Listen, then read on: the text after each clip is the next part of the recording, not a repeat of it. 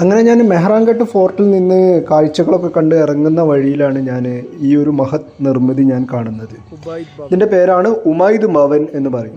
ഉമൈദ് ഭവൻ ഭയങ്കര വണ്ടർഫുള്ളായിട്ടുള്ളതും ഒരു മാർവലസ് ആയിട്ടുള്ളതുമായിട്ടുള്ള ഒരു ആർക്കിടെക്ചറാണ് ഉമൈദ് ഭവൻ എന്ന് പറയുന്നത്.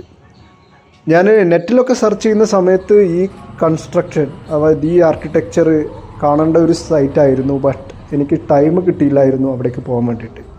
ഓക്കെ, ഇനിയൊരു അവസരം കിട്ടിയാൽ ഞാൻ പോയി എക്സ്പ്ലോർ ചെയ്യാൻ ആഗ്രഹിക്കുന്ന ഒരു സ്ഥലമാണ് ഉമൈദ് ഭവൻ എന്ന് പറയുന്നത്.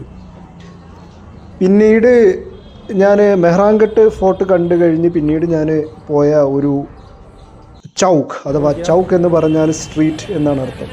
ഒരു പട്ടേൽ ചൗക്ക് എന്നുള്ള ഒരു മാർക്കറ്റിലേക്കാണ് പിന്നീട് ഞാൻ പോകുന്നത്.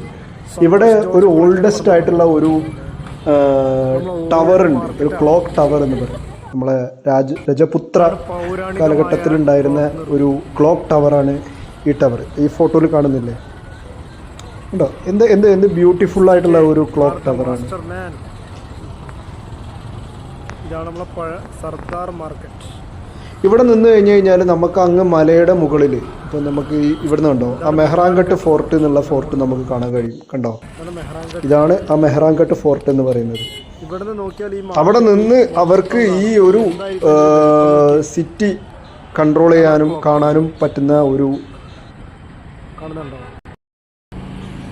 പിന്നീട് അവിടെ നിന്ന് ഞാൻ പിന്നീട് പുറപ്പെട്ടത് ഒരു പൗരാണികമായിട്ടുള്ള ഒരു കുളം നമ്മുടെ ജോധ്പൂർ ഉണ്ട് എന്നുള്ളതാണ് ഞാൻ ആ ഗൂഗിൾ മാപ്പിൽ നോക്കിയപ്പോൾ കണ്ടത്. ആ കുളമാണ് ഇത്. ഇതിൻ്റെ ഈ സ്റ്റെപ്പുകളൊക്കെ കണ്ടു കഴിഞ്ഞ് കഴിഞ്ഞാൽ നമ്മൾ പണ്ട് റാണി കി വാവിലൊക്കെ പോകുന്ന സമയത്ത് ഉള്ള ഒരു സ്റ്റെപ്പ് സിസ്റ്റമാണ്. കണ്ടോ, ഈ ട്രയാങ്കിൾ ആകൃതിയിലുള്ള ഒരു നാരോ ആയിട്ടുള്ള ഒരു സ്റ്റെപ്പുകൾ കണ്ടോ. വാള് നമ്മൾ റാണി കി വാവിൽ കണ്ടതേ പോലുള്ള.